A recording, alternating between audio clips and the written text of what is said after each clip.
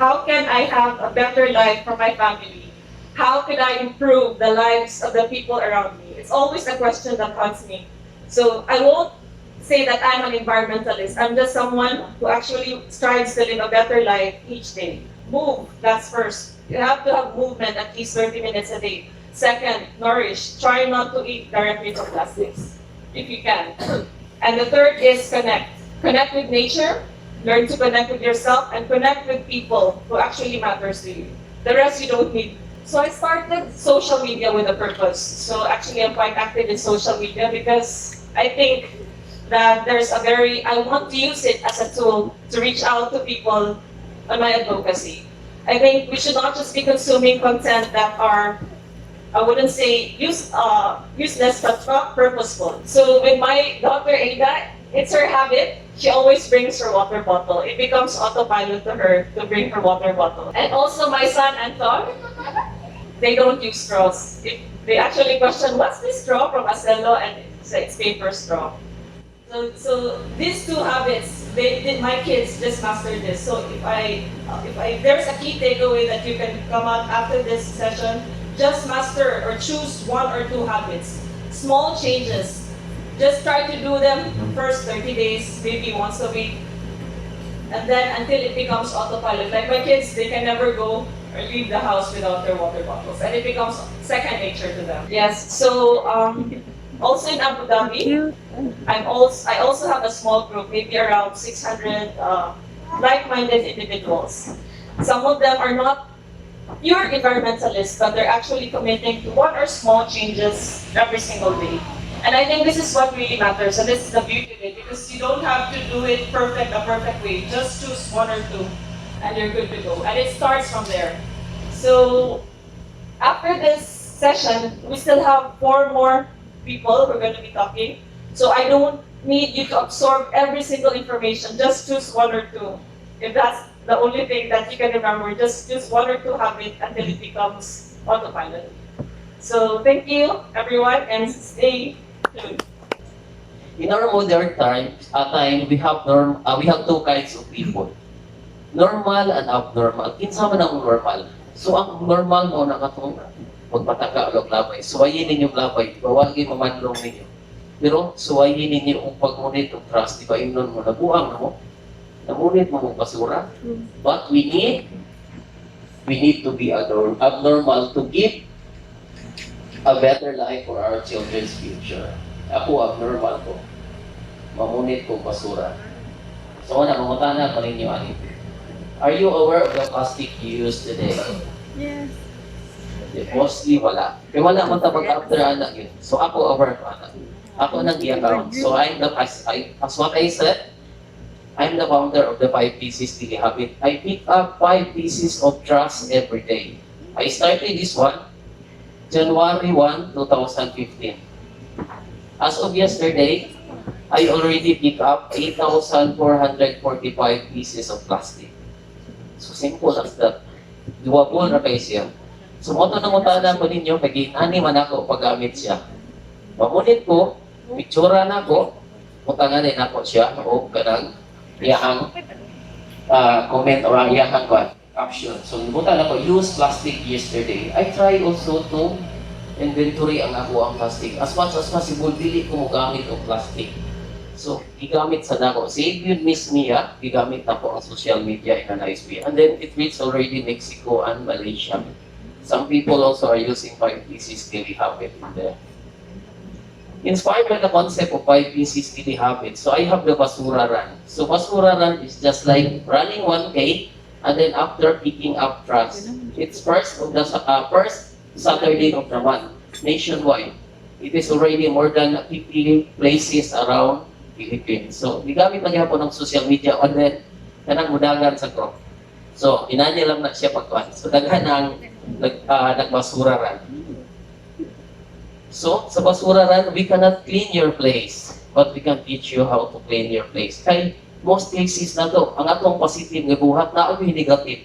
Moingon naman ubang tao, ay dili ta malabay sa basura kay nay magbasura ran karon sa padlok. Ihatag naman ang basura ninyo. So, apang ikuan nga, ayaw ninyo dawata ang basura. So, tanang positive na ito, naagay negative. So I'm also doing the SIPO. So bike and then pick up class. Last June 20 to 23, nagtuyo ko sa whole Cebu for 4 days. Every taon, mapulit ko 5 ka piraso nga plastic. And then after, i-turnover na ko di Kapito diha sa Petro. So gihatag na ko niya ang tanang basura na ko nga punit sa whole island of Cebu for 4 days. So I pick up 230 pieces of plastic for the 584 kilometers 4 days trip. So kuha na gyapon, something like anang awareness lang gihapon. So tumbler of hope. So sa may gibuhat ako sa tumbler of hope. Manghatag ko og tumbler every day, and then akong buhaton, akong i-educate ang bata nga tanawa dali kay ka nakapunit sa plastic kay hugaw kay ka. Ang plastic di na malata, and then atong sabot karon kung naa kay chichirya, ayaw na pataka og lapay. Kung naa mga chichirya, way basurahan, asa iso. So something ngayon na lang siya. And then later on, ini-inspire na ko siya nga ay na paggamit o plastic bottles. Or kanang EPM, kanang piso-piso, kimi na gamitan ninyo. So napay gamay plastic nga gibuta, kanang papel nga gibutang ito notes akong ipashare sa iyang mga plastic. So tumbler of hope. It says, a tumbler a day keeps the trust away. So mo na ang murag bugat-bugat sa paminaw sa mga bata. So mo na ang tulo ako ang gibuhat. Afternoon. My name is Ranjay Madarang. You can just call me Ranj. I co-own Angko. Angko is the first zero-waste store here in Cebu. So, my business partner is based in Cagayan. She also owns Lupian Local, wherein she sells sustainable products, zero-waste products. Both of us actually own online stores in Instagram and Facebook. That's the reason why we merged, because we want to also expand. Not everybody is online. So we had chosen Cebu because there's already a zero waste store in Cagayan, which is Happy Earth. Happy Earth helped us with our journey in opening the store. So she gave us where to get some, or where to buy some local produced products. Our cacao nibs are from Cagayan. Our tablilla is also from Davao. So all of these products that you see in Amgo is produced in the Philippines, or it's local. We support local businesses. Amgo is awareness in Bisaya. That's why we say, naka-Amgo ko. So it's like that. So we want people to be aware that there is a way to get rid of plastic. Also, our main goal is the refill process that we have in Ambu. When we buy something at the grocery, everything is packed in plastic. What do we do with this plastic? We just throw it away. Where do the trash go? In landfill, in the ocean. So you bring your own bottle, you bring your own jars, you refill it. What we have in Amgo is your basic needs: salt, sugar, flour. We have cleaning products. I'm happy to say that we have regular customers every weekend already in Amgo. So they buy cleaning products, laundry soap, dishwashing soap. So you can just go there. You can go there. You can go there anytime. We are actually open from Monday to Sunday, 9 a.m. to 8 p.m. I work in BPO, so everybody loves coffee. So what I do, I bring mine. Dito na nila ko siya i-expand sa kuan sa office. Yung mga curious sila, hala, unsa rin na? So I would tell them, this is a collapsible cup. You can just bring it anywhere. So, inani siya, ini-collapse.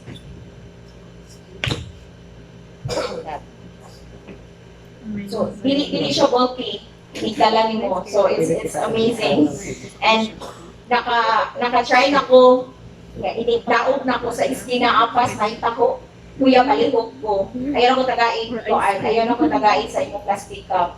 Or I think I bought in Happy Lemon, mo sa akong pipagamit. Unfortunately, some establishment uses their containers as part of their inventory. So they would say, no ma'am. So useless na sa lumingong ko, butangan dili kuya, ya ako na lang ana, ako na lang ng danon. So, di na lang kumupalit mo kuya, sorry. Anan na lang yun siya. Para na ako, no, mas ganahan ko sa mga small businesses. I don't really support big businesses anymore. Kay, they're part of the reason nga nung daghan kay tag plastic. Yan ang PowerPoint. Kaya, so, sa pajuning buhay zero waste, I hope everybody here is inclined with the same mindset that we have. So yeah, my real name is Karina Bernardino. So secret lang yung akong business until one day, some establishment saw me and then there are a lot of advocates going to my store and they like the concept. But way back then, it was 2008. So, may sulti ko na Miss Misiana. My presentation is just barely about my products, but right now I'm going to talk about why I went zero waste and what happened to my life. What was the rock bottom of it? So 2008, it was just for fun. I couldn't care less. I was really into a lot of cosmetics. Every day, mo ko sa mall, mag-window shop lang unta, nagyapon ko mapalit. So every month I get to purchase something new. It's just the one thing mechanism. And then I get another lipstick, and then I go to another mall, naana ko sinina, palit ako another sinina, kay sale. I'm one of those victims that when you see a sale or buy one, take one, you got me there. I'm gonna buy, definitely. That was me a long, long time ago. So 2008, nagsugod dyan nga, nag-island hopping kami. It was just for fun unta. But when I went there sa may Samal Island, Palong Davao, there were two dolphins nga, they were chasing. I thought, gani shark, eh, wala pa dyan ko alam mo, oh, shark, nasa mo. Baruto, masik ka lang. But anyway, sige siya pakong sa mo ang baruto, and then I was wondering what's wrong. So, ingon ko sa akong kuyog na stop sa, manawag sa ko, I'm gonna check what's going on as a marine biologist. So, when I checked the dolphin, no, kaya nagsige siya backflip. I don't know what's going on, and then nana siya ka nang ni-inflame siya. And then somehow, iyang eyes, may redness. So I don't know, sa inay ka po, 45 minutes ang struggle dito, kasi ako dito siya pukso na naman, okay, swim ka, swim. Mauna siya ng dolphin. Anak, no, sa mani, until niya siya sa shore, somewhat na lifeless na siya. Dire na lang ang water dire na lang ang level sa water. And it was really hard. Until now, it's a fresh image in my brain. I cannot remove it. I cannot undo it forever. Kanang ang dolphin is pitch of blood, ingani ka bloody clot. And then it just in my face. Ako natin siya. Then, namatay big ang dolphin in my hands. Like, ako, ikaw dito siya. Ingon akong kaya na, old na kayo ito na. But anyway, I was holding the dolphin.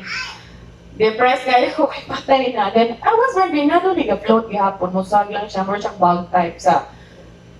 And then, ako siyang i-dismantle. Unsa ba dyan yung red flag? What's in it?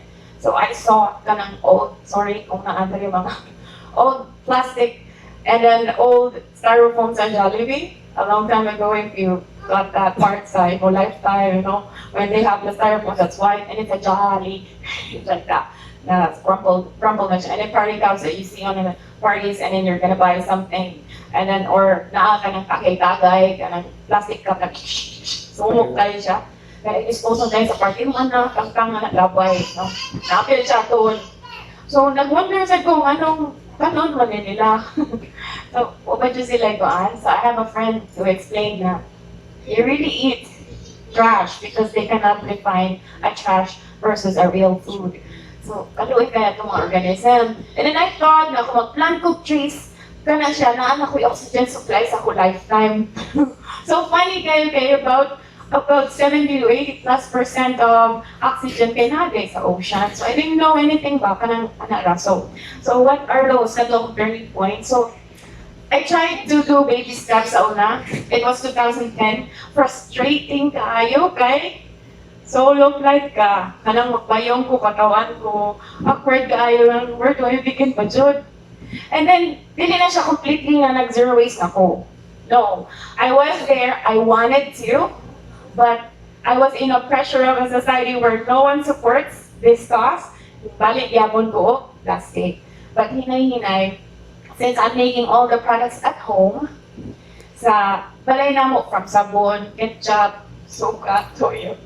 Tanan na. Then even if ako mga, karon ako mukhang tao, dito may tao kayo, pero natanan din. Grabe yun yung transition. You push yourself up from here, comfort zone, to me going to something almost minimal, to almost in a year you don't buy anything at all. So ganun siya. So katlo kong struggle. I was in a society, in a family. First time I go to my company, I was a business development officer, team building, team outing. Ako rin others, dahil kay tanaw sa ako, kay di ko mo refuse ko sa straw. Back then, sa una, ikaw pa si Mother Earth, like you be labeled nga, di na siya katong awkward and laing. So laing kita na sa tao, di na siya kay. Dili ko na styrofoam, dili ko ng fork and spoon nga disposable. Kung magsikad, di, ikaw mo'y, sama pa ni Sir Tony, ikaw mo'y abnormal. So I was abnormal sa team. So, hinay-hinay pa to siya until sikat bitaw ang kaning mga transition to zero waste. Nag-message ng mga tao, hinay-hinay, Uchi, di ba you were advocating sa una? At mga, so I didn't say na, oy, huli na. Kayang-kaya pa dyan. So nagbigyan pa to siya. So karon, medyo happy to ko kay a lot of youth right now are into this and happy to ko great. Mag-post with us FB. I know that you mo like mo friends if you post something related sa environment. Kita niyo kung post ka, gwapa ka. Post ka dito, nag-travel ka. Hanap like, uy. Pero kung post ka anything na ang whale namatay ka, ingest of something, ka plastic, and then biopsy. Wala siya mo like, para na tulog, mga loyal siya mo yung best friend ba? Yung sister. Sila na siya na mag-like. So, kana, but you don't know, there's a pre-consciousness na psychologically na ang awareness. But not everybody is, not now to be confident enough to claim that I am aware. So, kana na sila na level of ingon yung mga kabaw ana. But, practice ana, can I? Would I? How can I? So, dapat may question ang mga tao. So, yes. So, I asked myself all over again, asa ba jud ko treasure? Kanang asa jud ang pinaka-grabe yun ako nga basura. So, mga to, cosmetics, grabe jud. Like, kung makita ko face mask, palit dayon sa CC cream, BB cream. Palit dayon kay. It's a girl thing na ako sa una. Di ko mauwaw mo yung mga siya kung palit ana sa una. I was really a trash poster guy ko na. So then, I tracked diretso ay this is something wrong yun ako kay okay ra jud magkadto kay ma-manage jud siya dakag mga kanganan mo containers okay ra kayo but inigabot na guys sa mga girl thing napkins and etc. So jud ko. So nag-try pa jud ko kadtong sa una ka ng menstrual cup. Then nag-lisod pa jud ko kay nibalik pa jud ko so I made my own jud. So I putol ko mga old clothes and himo na ko siya pa-hug. Sige katawa ko, brother, kaya gusto mo na yung mga pag-menstruation. Nagkalat ang dugo nila, gusto nyo na ako. I'm gonna wash them every time I have my menstruation. So, not afraid to admit it, but yeah. So, kato, I assess myself, and then di na siya totally zero waste ko sa balay because I still have plastic. So, at home, and my supplies, ang away kong supplier, ay, dali, mga mag-gadget sila ka ng something na dili jud crazy na jud bubble wrap sometimes even if you inform them ahead all over again kay mo na ni siya annoying customer na sige ay ibutang sa so plastic ay ibutang sa na tin can lang or box you get to inform them ahead dili lang sa ako ang supply in my store it's also in your lifestyle di ba when you say to the barista to your waiter na ayaw na butangin straw automatic itaw check na dito ay kung ma-stress mo baka mangaway ka diha sa bar and then sa ba so ana siya so meron siya automatic autopilot sama pang mga plato nag-post as the post copy yes ay nag-post so I corrected myself with that. So since sa balay, so na dili pa jud na ino nga tanan. Slowly pa jud. Akong sisters, akong mom and dad, so now my dad was still alive and said, "Why are you really taking time?" Gano'n kang gama, and then mag-himo, like, nindot man pa, nindot ang feeling. Then iya kung gisupport na, ako mga sister sa, like, sige, buhat lang ako sa ganahan. Until ka na legit mayonnaise, ketchup, and everything at home. Sige, buhat na ako. I didn't say na you have to do it, but yeah, if ganahan ka makontrol, you know the ingredients and you're at home, definitely you can make every salad dressing. Ayun, nagpalit, sus ka nang, makikita, bitaw ka sa TV, ka na nasa, budget pa, pakita pa. Yan ang feeling sometimes if you're an advocate na, nasa gamay na drinks. Nagipagawas na plastic na sa ito. Usa ni siya nga popular #1 sa Greenpeace audit. Si Coca-Cola na nasa diyang mga sakto-sakto sa audit, mga bata sa bulay ang labay. Okay, so shampoo bar, everything you can see here. Lip balm, so organic toothpaste. So toothpaste nga di mo buwa, wala yung mga fluoride, ganun siya. Buhat na siya. Kung order ka, buhat doon ako. Dili na siya ready-made na yun. So, refill toners, lip and body scrubs, massage balms, everything you can get na kinahanglan mo at home. Like, or good, need time, take photo of it. Just visit my page, Jeans Vegan Products, IG, and Shopee, Jeans Vegan. So, kani siya typically how I send my products. I have gift sets and etc. So, the lotion comes in like this, the body scrubs, and you can see the shampoo, they're really bars, so everything is bar, lotion bar, sunblock bar, conditioner bar, feminine bar, all of those. So, grabe dyan ang tricks ato sa market, because you get to buy like 500 ml conditioner, but the conditioning, ang ingredients sana nga makakondition, makanindot sa buhok, pila na 5 grams, 10 grams. So, you're buying the liquid, you're buying the trash. Whereas kung nakay bar, imagine my 1 bar of conditioner is gonna be diluted to 500 to 750 ml. That's just 1 bar. Gamay rin siya, smallest but yun na. Akong XL bar, you can dilute it up to 3 liters of water. So that's going to be distilled water, hindi ka gonna contamination.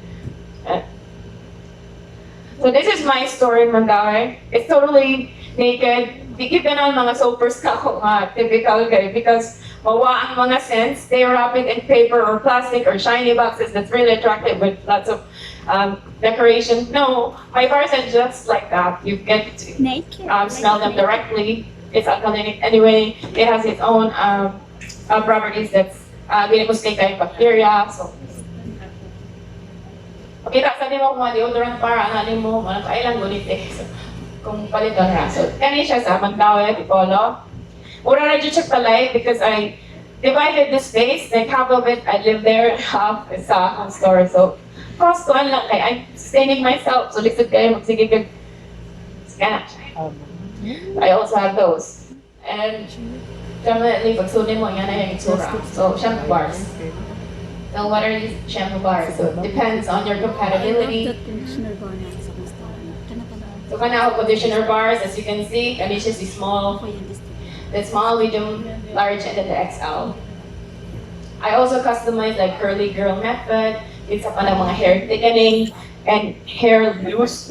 Sa pa, mga scalp concerns. So, usually, kani atong problem sa market, may sila nga, they don't wanna buy kani mga eco products kay mahal.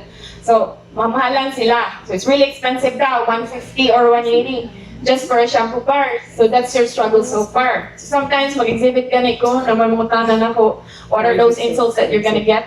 May nga, mahal ako na ni. Palit na ako sa shade. Wala. So sometimes they also have zero waste, no? The worst that I get, na siya is, sikat siya na company, but what the person told me is, also na zero waste, inyo waste, karoon ninyo. So para zero to ang waste, yan na lang ko. Ngayon na lang ko. Kulang ka o niya, oh, you must stop ko. Don't want to look at you all the time.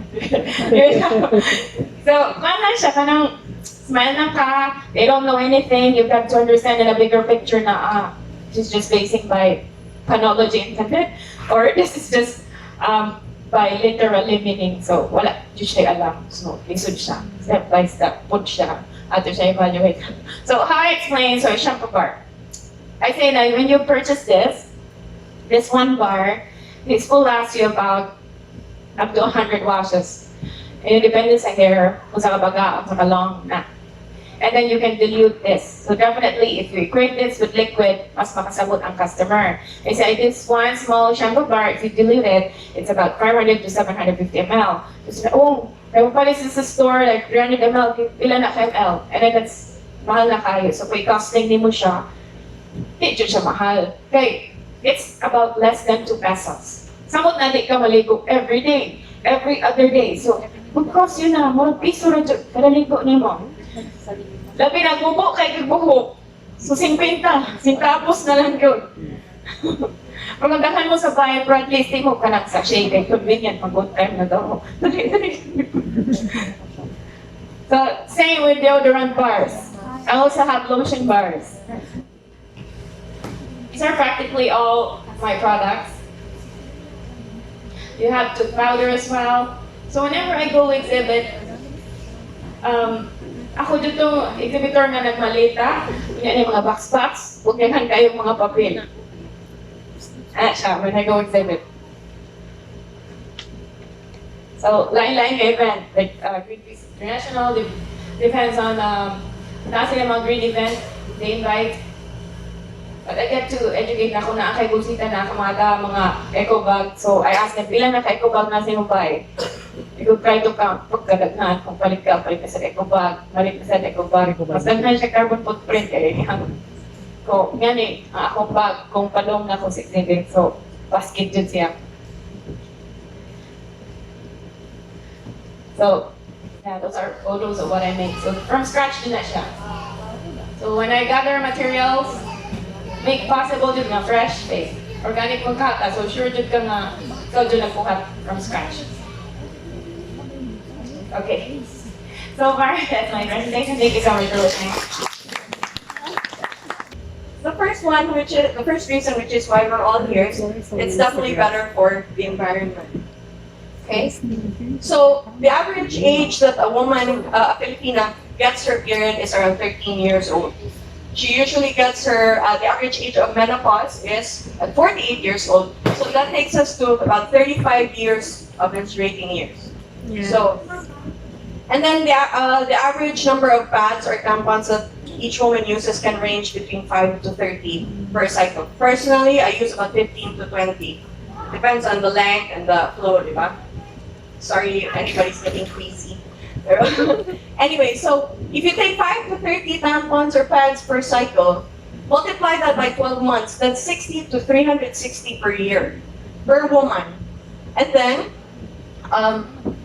if you multiply that by 5 years, a menstrual cup or a good quality menstrual cup and good quality cloth pads will last at least 5 years.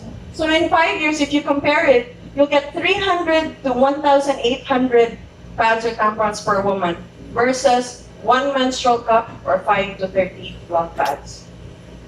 In her lifetime, in 35 years, that makes 2,100 to 12,600 pads or tampons per woman versus 4 to 7 menstrual cups and maybe 35 to 210 cloth pads. So, the difference is really astounding. And for this, even just this reason alone is enough, should be enough for us to make the switch. Number 2 is it's safe. I'm a doctor, I was very concerned about the safety. Okay, so I think many of us have heard that tampon use is associated with toxic shock syndrome, which is a potentially fatal staphylococcal bacterial infection. So of course I was concerned about that. We're picking things up there. So, you know, of course hygiene has a lot to do with it also, and the quality of the cup that you're getting. Now the Lancet, which is an online journal dedicated to public health, recently came out with an article where they did a study on 43 other studies about the safety of menstrual cups, and what they found is what they concluded was that menstrual cups are a safe option for menstruation management. They're being used internationally. The thing can relate with the cottony type of disposable pads. gets very itchy. Yeah. Itchy, it's gonna, some people get infections, yeast or fungal infections, and so, and they, a lot of women have found that with the cloth pads, that's not the case. Next, it's cost effective, but I think this applies more to the menstrual cups. Because, I mean, especially to tampon users. Because, sorry, ko sa rostans dito na picture sa mga presyo. So, anyway, tampons are also very hard to find. Usually, we can find it in rostans. Watson's. So, here, for Tampax, the price per piece is 27 pesos. So, per cycle, that's 138 to 828 pesos. In a year, you spend between 1,600 to 9,900. But if you're medyo social ka, ganahan ka katong playtex na sport, mapotog in 1 year, 22,000 imong gastos. So, what's 2,000 pesos for a menstrual cup, right? Also, for the cloth pads, I think it will take you longer to make up for the cost, okay? If you choose, like for example, Charmy is the one that I have found na barato kayo, 2 pesos per piece. But it's the cottony type again, it's not comfortable. So para na po, it's still worth it because in the long run, you will still save money or spend about the same. And it'll be better for the environment anyway, so I think it's worth it. Also, you have the option to, if you want to save money, like what Chin said, she started cutting her old clothes and stuff. Don't judge, but I made these by hand. Kaya di pa ko kamo gamit yung sewing machine na karon. But yeah, so if you can make them by hand, you can get your own cloth. If you can teach people to switch to this and how to make it, to save a lot of money. You can even use old t-shirts to make it. Okay. So then the comfort and convenience. So the great thing about the cloth pads is that it's customizable. You can pick whatever fabric is more comfortable for you. Like the one on the left, I got this from Chill's Cloth Pads in Manila. It's cotton. It's okay, but I feel I'm not as happy with it as this one from Precious Stars. Of course, this also plays into the cost effectiveness of the product because the one on the left is a lot cheaper. The one on the right, I had to get it from the UK because again, I couldn't find anybody who sold it here. So this one is more expensive, but of course, with better materials. Also for as far as convenience and comfort is concerned, with the menstrual cups, you can't feel it. I think there are some cup users here already in the room. You can't feel it inside. That's what most people are concerned about. You can swim, you can run, you can do yoga. So before, I think gonna bitaw mga guys, makabantay mo sa mga babae nga kanang mukatawa, yung palit kunong, or kanang mubarok niya mo. That's because gosh, but with the cup, that doesn't happen. Yeah, you can play sports. Ako, I grew up, I was very active for most of my life, and I hated getting my period when I had an important game. But that's not the case anymore. Karon na noon, mawa na po nag-athlete. Where was this 20 years ago? Okay, so these are our products. This was the first line of cloth pads that we came out with. So we have the panty liners, and then we have the regular flow pads and the overnight pads, which is flared at the back for extra protection. So the panty liners are 7 inches long, the regulars are 9 inches, while the overnight or maternities are 13 inches long. So it's quite long and it offers a lot of protection. We use I've used a lot of different materials, but so far this is the one that I feel is best. I don't sell anything that I don't personally use. So these are the materials that I feel work best for me, so these are the ones that I sell. So the topper is made from athletic working jersey. So of course it absorbs moisture very well, so it keeps you feeling dry. The core is made up of different layers depending on the amount of absorbency that you want. And then we use polyurethane laminate for the waterproofing. Then for the backer, we just pick the cutest prints. So, kasi kita, ganahan na kita ng cute o print even though wala ay makakita. Okay, so, Aya. So, this is the, this is our new overnight pad. And we also have a few liners available. Okay, so the great thing is, you can customize it. If you want more layers of core material, you can always ask for more for your next set of pads. Then we have the menstrual cup that we sell is the Lena cup.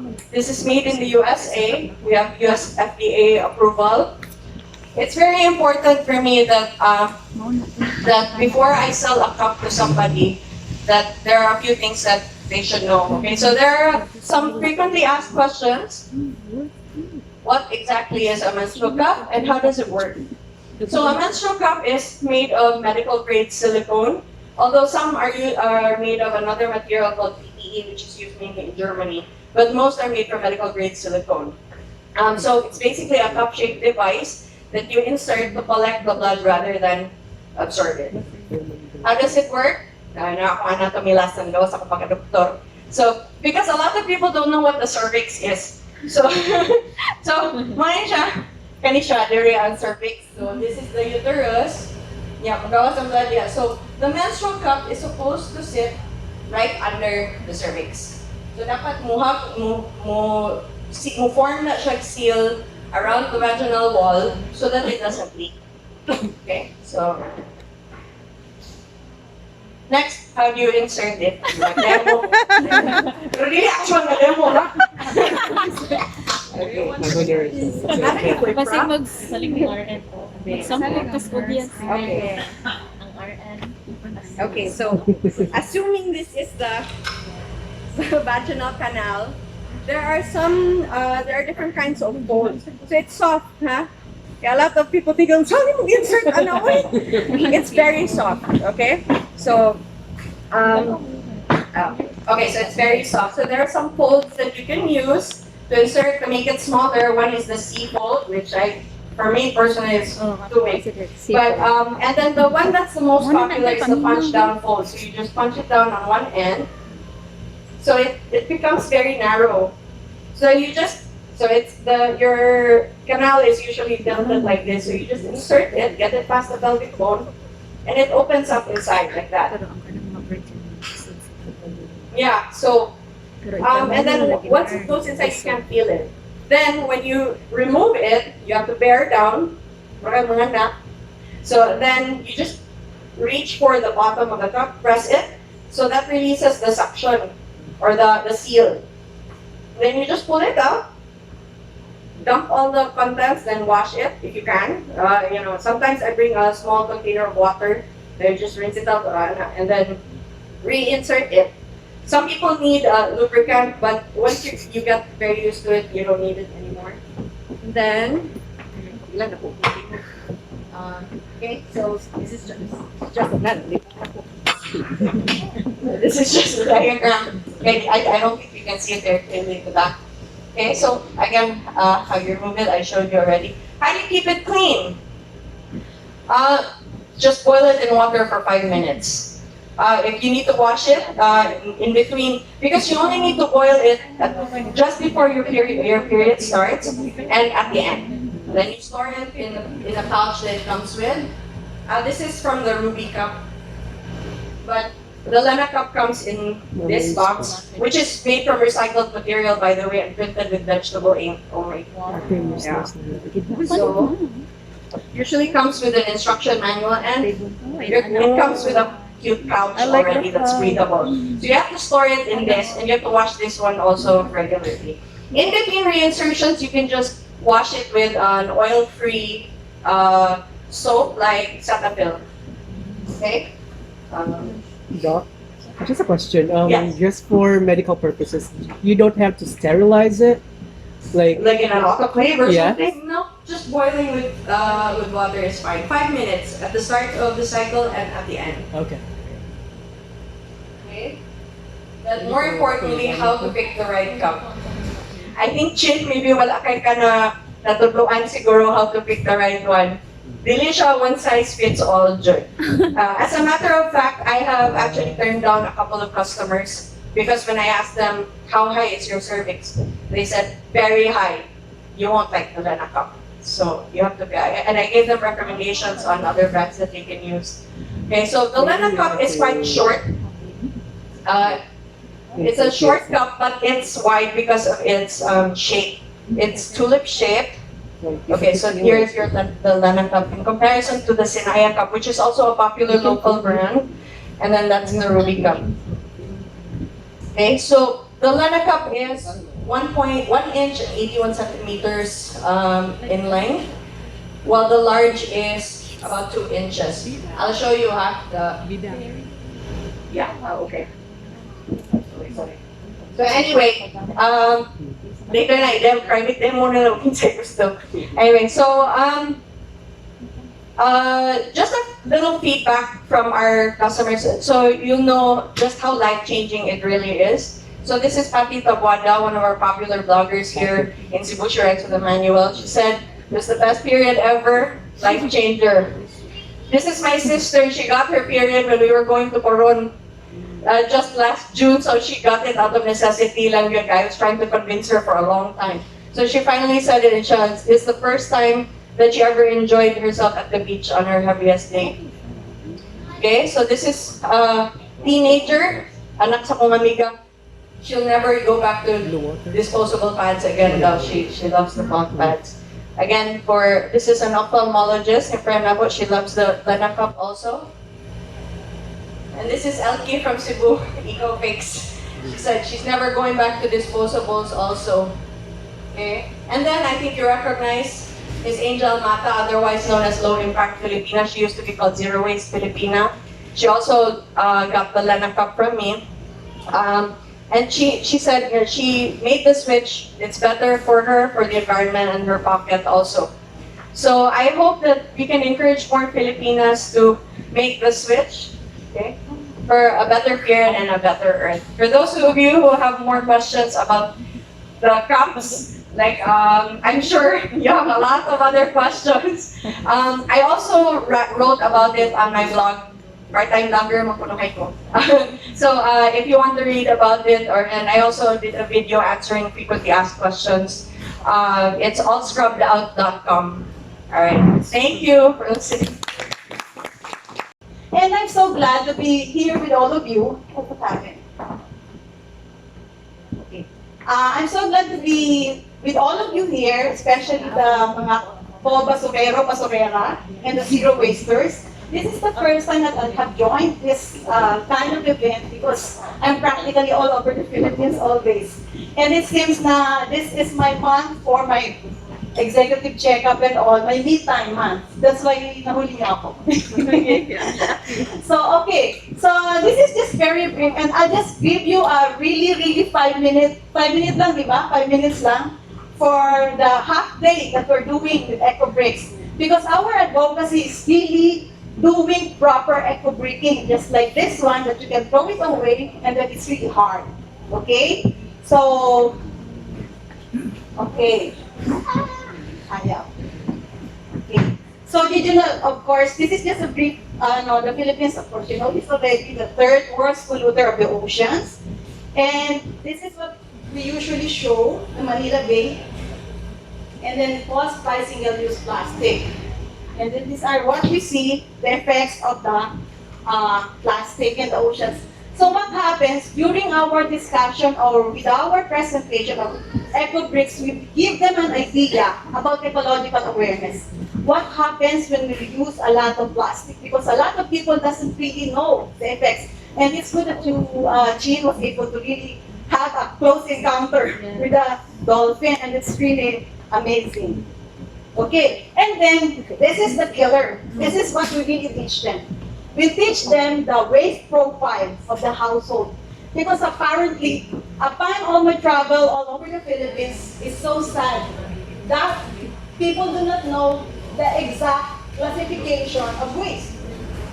So, okay, biodegradable, very simple. And then the recyclable, we always tell them that it's the one that's going to the junk shop. Otherwise, it's not going to the junk shop, then it is called residual. So these are the things that are really bothers them. That's why they do not know how to segregate the waste. And we cannot blame them. They are not being educated. And in fact, when we presented this with in Batangas province, we have all the members attending. And then in your presentation material, okay, fine, that's free. You can always use that for your IEC. Okay. So this is based actually on the Republic Act. And then so what can we do? So what we're doing here with EcoBricks is just an entry point. But actually we are educating people on how to go about it. So what are the solutions to addressing the residuals? So what we do now is, okay, I'm introducing, of course, the ones that are being made here in Cebu, the sustainable lifestyle. So the Cebu EcoFix, and then those that are, I'm sorry if I'm not able to put in here the pictures of the rest because this is the first time that I'm aware of all these other, what's this, businesses here in Cebu. Okay, so remember this is going all over the Philippines. Okay, so we have of course the toothbrush, the shampoo bar, and then of course yung personal care products. And then this one, the Eco Bricks is just a temporary or just an immediate solution. This is a stopgap measure. Hopefully, we are not going to do Eco Bricks in our lifetime. We don't want that to happen. And I don't have any attachment on this, and there's a time that we're not going to do this. Okay, fine. So there are two types of Eco Bricks. We have the normal Eco Bricks, which is like this one, that's really very hard. And then the other one is the ocean Eco Bricks. So after your ocean cleanup, what do you do with the plastics? What do? You throw it away to the landfill. Our purpose is to lessen the residuals going to the landfill. So we will just throw away our plastic, sanitary napkins, the diapers, and all this stuff. But then the rest, we can put it here. Because this is a no-fuss. I'll show you later. I think if you will have a takeaway, we'll show you how to do the ocean Eco Bricks, okay? I have started it already. And I'm doing this at home because this is shortcut. Okay, so what is an Eco Brick? So it's actually already in the Wikipedia. This is the one in the bottle. Because some are using this like the ocean, the Eco Hollow Blocks is using it as Eco Bricks, but actually it's the Eco Hollow Blocks, not the Eco Bricks. So there's a distinction with that term. And then of course we have this, introducing, and then you always show the video, but I'm not going to show it now. How to make the Eco Bricks, and then of course these are the things that you can put in the normal Eco Bricks. So it has to be clean and dry for this normal. But then for this one, it can be wet, but not really the messy one. The messy one, like the ones that coming from the market, can be thrown away na as residual. But then so as much as possible, less na good ang plastic. Okay, so there are two plastic classifications that we're using, the soft plastic and the hard plastic. So the soft plastic, they call it in Manila the plastic labo or the sandbags. So these are the ones that make magic up. And then the hard plastics, all this stuff, that's hard plastic. In the normal Eco Bricks, you usually cut them. This one, the hard plastic, but the soft plastic, you don't cut them anymore. You just stir it like this one. So you just stir it like this. You just stir it. So whenever we give seminars, we always provide them with a logistics checklist because otherwise, you know what the problem usually is? They're running out of plastics to stock in this bottle. Imagine the 1.5 liter bottle can actually take in 1 sack of plastic. Imagine that. I'll show you later. Okay, so these are Usually, we recommend same brand, same bottle, and these are the bottles. When we do training, we recommend 500 ml or smaller because it will take you like days for you to complete to compact that 1.5 liters. Okay? So now, the most important thing that we introduce is how do you plan your Eco Bricks project? Because like, there's one, what's this, who shared what we have done, and then they were doing Eco Bricks in, what's this, 4-liter gallons. The ideal size is up to 1.5-liter bottles, I'm sorry to say. For those already stocking it in big, or you can just make this one for that instead of they putting it in, because what are you going to do with that? Okay, that's why I was asking and nobody was answering me. What are you going to do with those 4 liters? So these are the projects. So like you can make it into cables. This one was in Florida's environmental summit. And then this one was done by the one who's doing the marathon, the Ironman last year, not this year, 2018. Yeah, 2018. And then this one is the central office. When we started this, actually they were already doing Eco Bricks in Centro before. But then what happened was that they do not know that there's a certain compactness and weight that they need to follow. So we teach them how to do it properly, and then they started doing it this way. So they have this coffee table, and then this one in Calatrava. So this one is another version of the Eco Bricks furniture in Bali, Indonesia. That's where the Global Eco Bricks Alliance is based. Can we have some volunteers to do this? This is actually already done. Okay, what you do is you get what's this? You get 2 bottles, 2 empty bottles, 1 liter above. So you cut the other one like what's this? 3/4, and then the other one is 1/2. Who wants to come here and volunteer? Pinsa. This is already done. This is already compact. Ay, meron pang gamay. Napay gamay. So, when you just have to cut, you don't have to clean the plastic. You just have to, this one, kami, i-ano naman ko siya. I-ano lang ko siya. And then, use the soft plastic to compact it. Tanawa daw. If you, gamay lang. And then you, kung asa na siya, ano, dito mo na siya. Push. So you push it dito sa, may naapay mga spaces. So another one, asa pa na ay space. Yeah. Ayaw lang pag i-crumple, i-ano lang. Kaya para ma-push ang mga hard plastic. That's the secret to making it really compact. The, what's this? The soft plastic. So, okay, example, this is already done. This one has to be full, talagang puno yung inanigari. And then really compact. And then this one, up to here only, kung asa na siya na ay gap, that's the what's this? The portion na mag-ano siya, usa na siya.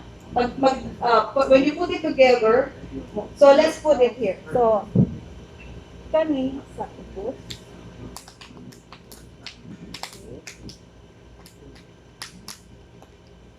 And then, okay. So this is how it, thank you. Yan. So, ingani ni siya ang itsura niya. So you can actually do this at home, di ba? Me personally, I'm doing this because this one is really too tedious. I mean, sige ka lang, kaputol-putol. This one, you can make it like this na. And then, make sure that kaning, the one on top will be going down para dili masudlan ng water. Thank you very much. Let's give a big hand. So that's, kung mo take away karon, only this one. Kay, dili ko ganahan na makita, dagan ko mga 4 liters, kung saan man nato na siya. This one actually you can use this for, this one is lumog. Ay, wala na di ay. You can actually use this for yung landscaping. I'm doing this at home kung ano ko lang na-upload ang picture. Ano ba? And then you put, or depende. In Quezon City, I'm doing this for like a pocket garden. So I'm getting a lot. Siguro butangan ko na lang cement sa ilalim. Ano ba? So you can be very creative about it. So if ever you have questions, I'm the one also doing the admin for, main admin. Co-admin ko si Dantes.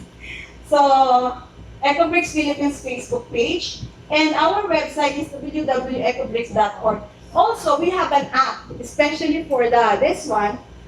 Meaning, if once you have completed an EcoBrick, you can log in through using your Facebook page, and you will find the indicators how many carbon dioxide have you sequestered from the earth. So, diba, automatic siya. That's being operated by our Bali Indonesia headquarters. Yeah. So with that, thank you very much. Up and up on our riverways, water system, and finally to the ocean. So I've been scuba diving and for about 9 years. And in the beginning, maybe 2-3 years of my scuba diving journey, I was not really conscious. I was not really seeing a lot of plastics. Like I've been diving around Philippines and there's less. So in a span of maybe around 4 or 5 years, there's a very crazy drastic changes when it comes to plastic, which you can see in the ocean or the sea.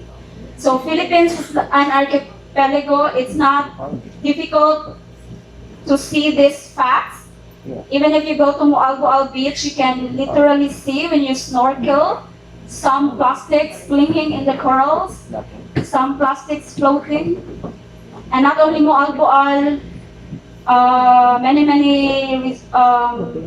tourist spots in the Philippines, El Nido, Coron, everywhere in the Philippines, because we are the third largest polluter in the world. And when I started bringing my kids in for diving and for traveling or doing outdoor activities, mainly in the beach, because we love the beach, we love snorkeling, we love to discover stuff underwater. So it's where my realization came in. I have to do something. I have to do an action because I have already enjoyed my life, or I have already seen beautiful stuff underwater. I have already seen the other corners or other dimensions of life, but my daughter or my son doesn't yet. So it's not their appreciation or their true connection with nature as perfect or as beautiful as it is not yet full, or it's not yet being realized, and I want that to be realized. So I don't want plastics in the ocean, and I don't think any of you want. So who wants plastic in the ocean? Okay, so no more straws, no more plastic straws, eco bags, no more napkins thrown away, please. So Bloom Body Shop has this cup and reusable pads, like Pasador. It's not a new thing. Like when I was in high school, my mom is very like inot, so she can't afford Odes, or she don't want to give me money, so she say Pasador, and I don't understand what's Pasador. She just said, use my loose panties, put it in your panty, and it becomes Pasador, and it works, and it's very comfortable. So like right now, it's very modern, and we have lots of options. There's no way na maka-reason out na dili possible, because it has been done, and it was effective, and it was very helpful for the environment.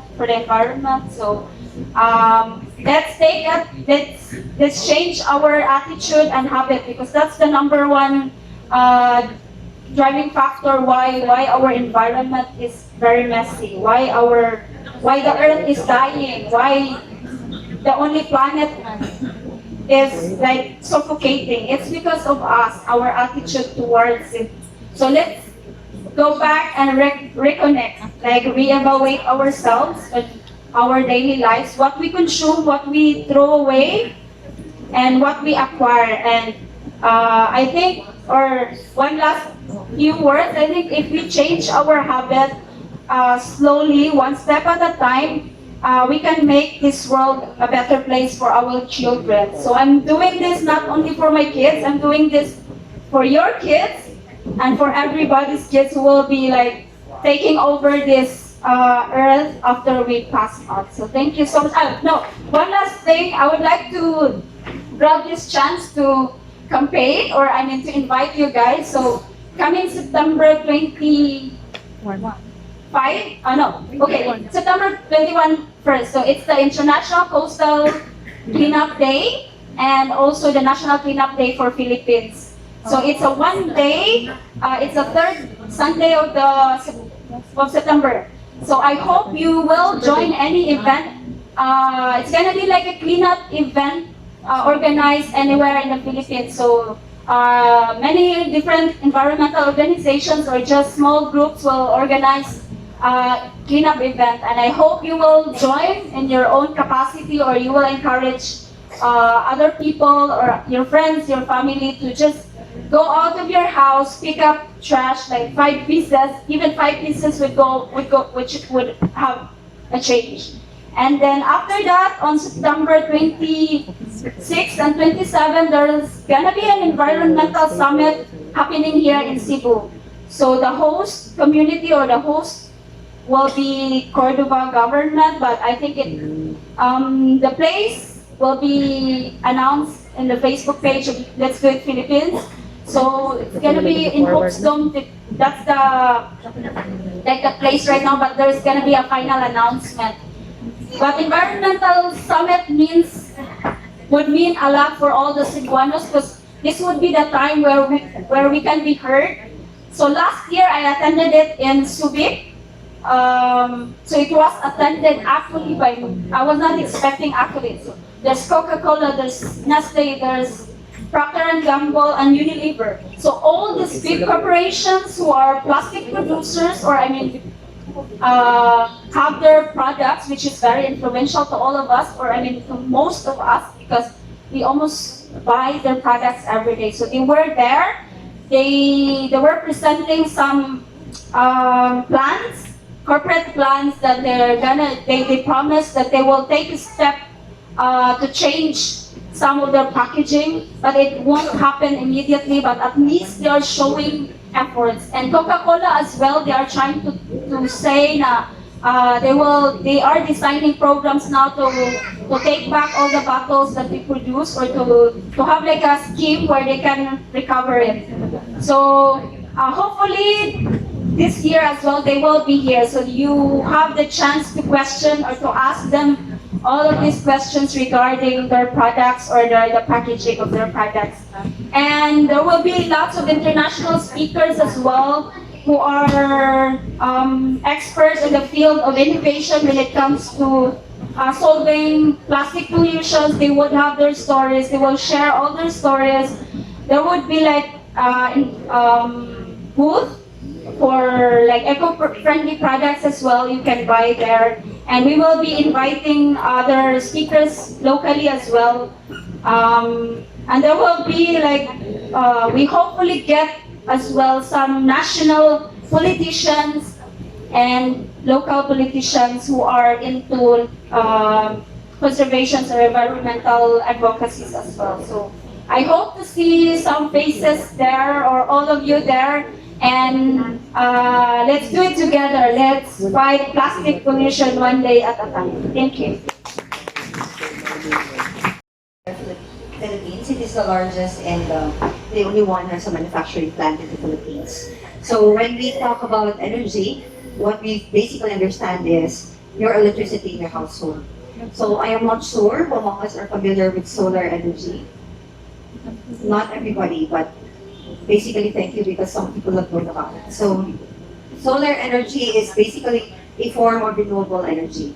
And what's good with it is that it reduces carbon footprint in the environment. So Solar Philippines has been here for the last 5 to 7 years, and is offering a cheaper and cleaner option to electricity through solar panels and rooftops. So we offer both the residential and commercial.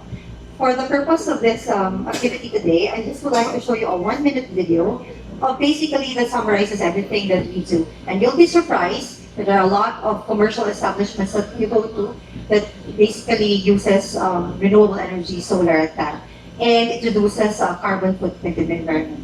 I hope the video works, but if it won't, I want you to or suggest that you look it up in the website, www.solarphilippines.ph, so we can increase awareness on renewable energy, because it's really the way to go. If we don't do something, we end up polluting our planet Earth. So, thankfully enough, the government has been very supportive of renewable energy, thanks to Republic Act of 2008 and the newly signed by President Duterte, the House Bill 8172, which is Solar para sa Bayan.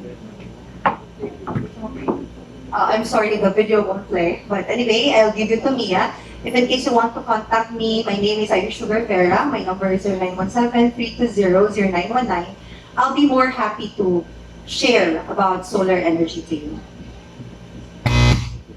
Okay, so like I said at the start of the events, ask yourself, what is your purpose? Because before you sleep tonight, I want you to actually think about it. And think hard, because the future relies on it. So thank you everyone, and if I'd like to invite everyone for one group photo, so that the bloggers and everyone can post about it. So let's spread positive vibes instead of just negative and useless news. Okay, thank you.